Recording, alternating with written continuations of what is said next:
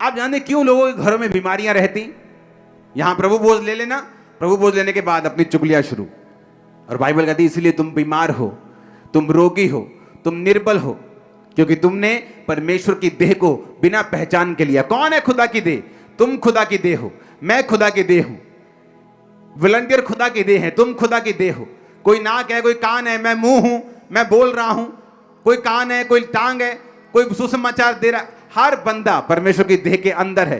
अलग अलग काम हम कर रहे हैं, लेकिन उसकी देह के मेंबर हैं, उसी के देह के अंग हैं। जब एक अंग दुख मनाता है तो दूसरा अंग सुखी कैसे हो सकता है? और इसीलिए कलीसिया में बीमारियां हैं, कलीसिया में कमजोरियां हैं, क्योंकि कलीसिया इन वचनों पे नहीं चलती। उसे हीलिंग से अपनी मतलब है, हीलिंग ले ली सब ठीक है, हीलिंग ली पैसा बोया सब ठीक है। ऐसा नहीं है। परमेश्वर से भी यहीं तक सीमित नहीं है, वो आगे बढ़ना चाहता है आपकी लाइफ।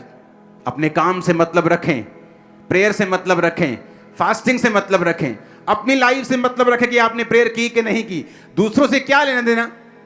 कई बार गलती क्या करता है इंसान, जब एक विश्वासी को कोई पाप में देखता है, हो सकता है उसी रात उसने तौबा कर ली हो, लेकिन आप वो पाप अभी तक फैला रहे हैं और परमेश्वर के सामने वो धर्मी हो गया क्योंकि रात को उसने तौबा कर ली, लेकिन आप उसके पाप को अब तक डिस्कस कर रहे हैं। आप एक शैतानी व्यक्ति हैं और आपको सजा देगा परमेश्वर। आप मेरी बात को समझ रहे कि नहीं? जब आप उस व्यक्ति की बात कर रहे हैं, सिलेंडर कर रहे हैं उसको, आप टेल बीरर हैं, आप मैलिशियसली, आप दुर्भावना से उसकी बातों को शेयर कर रहे हैं, खुदा पूछता है ये किसकी बात कर रहा है? ये तो वो वाला बंदा नहीं जो रात को तौबा कर ली थी जिसने, ये तो माफी पा गया है, ये तो मेरा बच्चा है। तो ये कौन है जिसके बारे में ये बात कर रही है? क्योंकि बाइबल क्या कहती है, शैतान का नाम परमेश्वर पता क्या रखता है? दोष लगाने वाला। शैतान की आदत है, वो आपके विषय में प्रभु के सामने दोष लगाता है। ये देख तेरा बंदा ऐसा, इसको मार के देख, तेरा नाम नहीं लेगा। अच्छा, इसको बीमार करके देख, तेरा नाम नहीं। दोष लगाता है। और जब एक विश्वासी को आप ये काम करता हुआ देखें, आप उसके पीछे नोट कर लेना, मेरी बात को कभी गलत नहीं होगी। उसके पीछे शैतान नहीं है, प्योर शैतान है, प्योर वाला।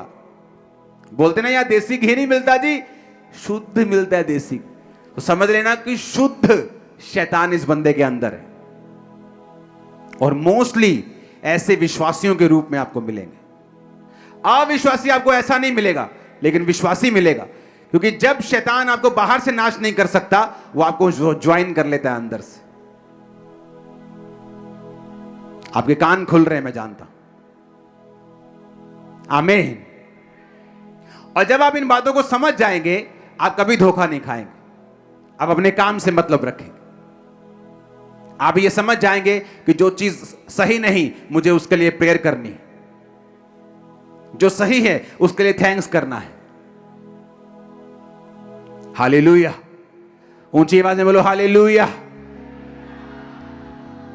घर में जब तुम्हारा बाप तुम्हें पीटता है, शराब पीता है, या कोई दिन तुम्हें उसने कहा नहीं ऐसा नहीं करेंगे, तो तुम इंटरनेट पे नहीं डालते हो। तुम पूरे मोहल्ले में जाके नहीं बोलते मेरा बाप बुरा व्यक्ति है, क्योंकि वो तुम्हारा परिवार का हिस्सा है। लेकिन जब कलीसिया में हम कहते हैं कि ये मेरा परिवार है, तब वो परिवार का वो वैल्यू कहां गई जो तुम्हारे घरों में है? तब वो कहां गई? क्योंकि तुम मुंह से बोलते हो, तुम्हारा दिल दूर है। तुम फेक आदमी हो, तुम एक फेक औरत हो, और प्रभु तुम्हें इसकी सजा देगा। और इसी कारण बहुत से विश्वासी आपको बीमार मिलेंगे। ना तो वो पाप कर रहे हैं, ना वे विचार कर रहे हैं। फिर ऐसा क्यों है? क्योंकि ये चीजें आपकी लाइफ में शैतान का एक पॉइंट कांटेक्ट बन जाता है, जहां से वो एंट्री मारता है और काम करता है। हालेलुया। ऊंची आवाज में बोलो हालेलुया। ऊंची आवाज में हालेलुया।